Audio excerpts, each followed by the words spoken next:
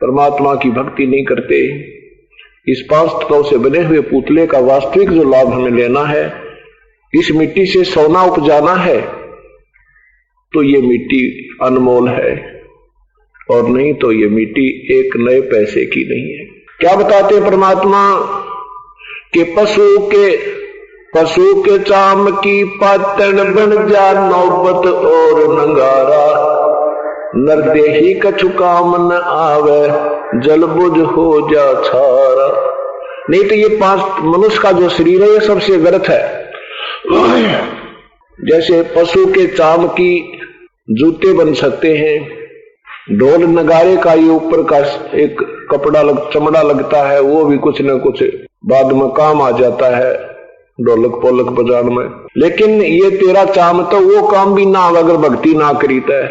इस मिट्टी का अगर तूने लाभ उठाना है तो केवल परमात्मा की भक्ति, शुभ कर्म और संतों की शरण, ये इसका मूल उद्देश्य रखते हुए अपना दैनिक कार्य को भी कीजिए। और इसको कब तक रखना चाहता है? आज चाहे किसी की आयु 90 वर्ष की होगी, उसकी आशा भी ये रहती है कि एक अपने गांव में ना 115 साल जी गया था, अभी तो और शायद 10-5 वर्ष बात बन जा। उठ के बैठा नहीं जाता, दिन में 100-180 उठे, 10 कदम चल दे, सांस चढ़ जाए, फिर भी नो आस्था है, ये आस्था है कि अभी तो 10 वर्ष तो और भी शायद बात बनी रहे। तो ये आशा नहीं समाप्त होगी जीवन की, ये तो मालिक ने प्रबंध करना पड़ता है। कब तेरा पीछा छुटावा इसे कबाड़ते, ये कुबाड़ है जब तक इसमें भक्ति नहीं करते। और 60-70 साल के बाद तो फिर ये आप वजन बन जाता है। ये 5 तत्वों की मिट्टी अपने आप महसूस होने लग जाती है कि वास्तव में ये तो बात बिगड़ गई, कुछ भी को नहीं हो। इससे पूर्व हमने प्रभु की साधना अधिक कर लेनी चाहिए, जिसके कारण हमारा बुढ़ापा भी ठीक हो जाएगा। क्योंकि परमात्मा की कृपा से फिर ये गोडे नहीं दुखे, जोड़ा में दर्द नहीं हो, धीरे धीरे सारा सेटिंग हो जाएगी। और कोई छोटा मोटा कष्ट आएगा वो भी नॉर्मल यानी साधारण भाव से समाप्त हो जाएगा।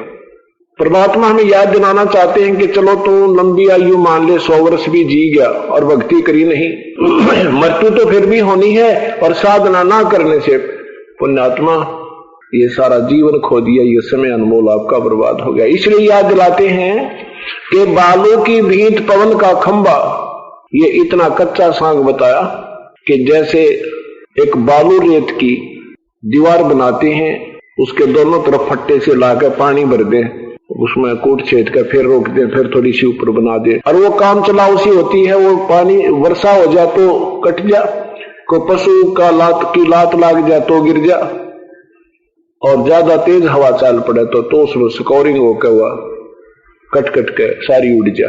तो कहते ये पवन, ये बालू की भीत जैसा कच्चा तेरा ये शरीर, और ये पवन से श्वास से ये खड़ा हुआ है। बालू की भींट पवन का खंबा, कब लग खैर मनावेगा।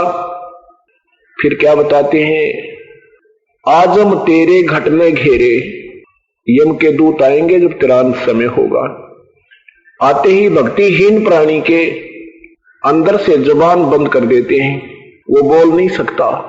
इस संकेत से संकेत करता रहता है, और संकेत करते करते घरवाले तो यूं सोचे कि पिताजी ने कोई धन किसी को देना लेना होगा, वो बताना चाहता है, और उसकी समस्या बनी हुई होती है, बहुत पीड़ा होती है। अंत समय में भक्तिहीन प्राणी का जब ये शरीर छूटता है, इतना दर्द होता है जैसे लाख बिच्छुओं ने एकदम डंक मार दिया हो। ये सत्कर मानना, संतों ने जो विचार दिए हैं, यों का यूं बनता है। आंखों से पानी, टट्टी और पेशाब इस सपला तो उनका निकल जाता है। और जिन्होंने परमात्मा की भक्ति कर रखी होती है, विधिवत साधना कर रखी है, दान पुण्य आदि किए हुए हैं, उनका ये शरीर सेकंडों में निकल जाता है, उसको ये पीड़ा नहीं होती। और परमेश्वर अपनी प्यारी आत्मा को सीने से लगाकर ले जाते हैं, जैसे बंदरिया ले जाती है अपने छोटे से बच्चे को, सीने से लगाए फिरती है। उसके लिए परमात्मा कहते हैं, आए हैं सो जाएंगे, राजा रंक फकीर, एक सिंहासन चढ़ चले, एक बंदे जाए जंजीरी।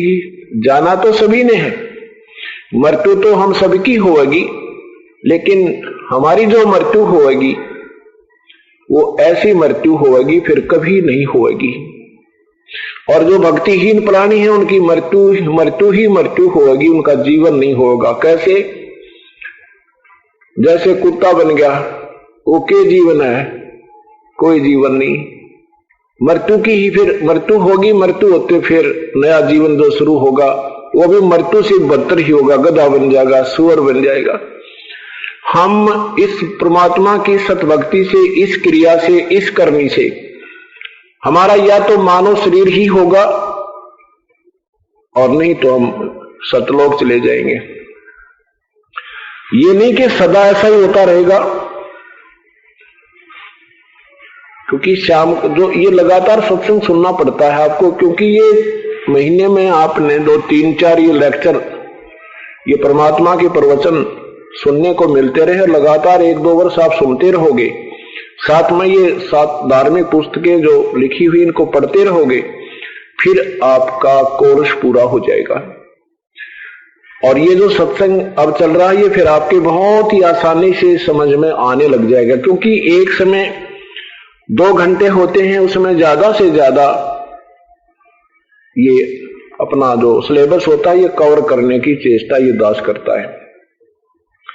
उसमें दोनों तरह के सत्संग किए जाते हैं। एक तो प्राथमिक जो पहली बार सत्संग में आती है पुण्यात्मा, उनके लिए ये ए फॉर एप्पल ये पढ़ाई जाती है। और फिर उनके लिए जो पुराने भक्त हो गए हैं जिनको ये भी उनके लिए ये भी साथ काम करती हैं, और साथ में उनको वो कोड वर्डों के माध्यम से भी सत्संग सुनाया जाता है। वो फिर शीघ्र पकड़ जाते हैं कि अब सतगुरु जी क्या कहना चाह रहे हैं, कहां बोल रहे हैं। और प्रथम, दूसरी, तीसरी बार कोई सुनता है तो उसके मन में ये प्रवचन जो किए जा रहे हैं उनको शंकाएं उत्पन्न होने लग जाती हैं। अब जैसे चल रहा है कि हमारा जो जन्म होगा वो मनुष्य का ही होगा, अन्य प्राणी का नहीं होगा।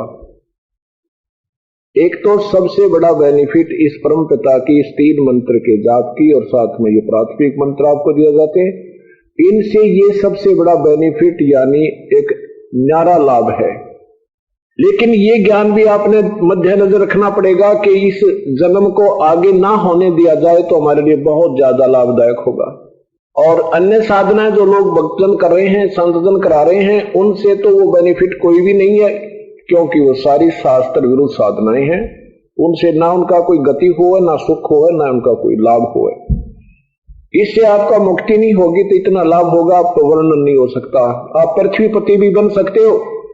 नेक्स्ट जीवन आपका जिसने इस जीवन में और 10-5 वर्ष ये सतगुरु की साधना जो दास बता रहा है कर ली, आपका मानुष जीवन में तो धोखा नहीं, और लगातार कहीं भी हो सकते हैं। आप स्वर्ग में भी जा सकते हो, आप महास्वर्ग भी जा सकते हो, आप विष्णु जी के लोक भी जा सकते हो, वहां भी हजारों युगों तक रह सकते हो, और फिर वापस यहां पर आओगे आप पृथ्वीपति भी बन सकते हो, सारी पृथ्वी के शासक भी बन सकते हो। यह इतनी कमाई हो जाएगी। लेकिन ये कमाई हमने इस कमाई का हमने यहां पर ऋण उतारना था, उसको वो ना उतार के हम फिर इसकी मलाई खाना प्रारंभ कर देंगे। और जिस भी पवित्र धर्म में हमारा पुनर्जन्म होगा, वो जो साधना हम कर रहे होंगे परंपरागत, वो सोच रहे होंगे कि साधना जो हम करें शायद इससे आज मैं चीफ मिनिस्टर बन गया हूं, इससे शायद मैं मंत्री बन गया हूं, इससे शायद मैं प्रधानमंत्री बन गया हूं। नहीं, उस समय हमारा आध्यात्मिक ज्ञान 0 होता है, मान शून्य होता है, क्योंकि वो तो पिछली मलाई हम खा रहे होते, और वो जीवन उसका बहुत अच्छा निकल जाता है, और वो उसी साधना को करते करते मृत्यु को प्राप्त हो जाता है। और फिर नेक्स्ट जीवन उसका 84 लाख योनियों में चला जाता है, क्योंकि ये पुण्य कमाई जो हमारी है 1, 2, 4, 10, 5 वर्ष में जन्म में समाप्त हो जाएगी। और उस दौरान फिर परमात्मा ने मेहर नहीं बख्शी, कोई संत नहीं भेजा, तो फिर 84 लाख योनियों में ये प्राणी चले जाएंगे। इसलिए हमने अब ये ज्ञान हो गया, अब इस समय को, इस जीवन को आगे नहीं बढ़ाने देना। मान लीजिए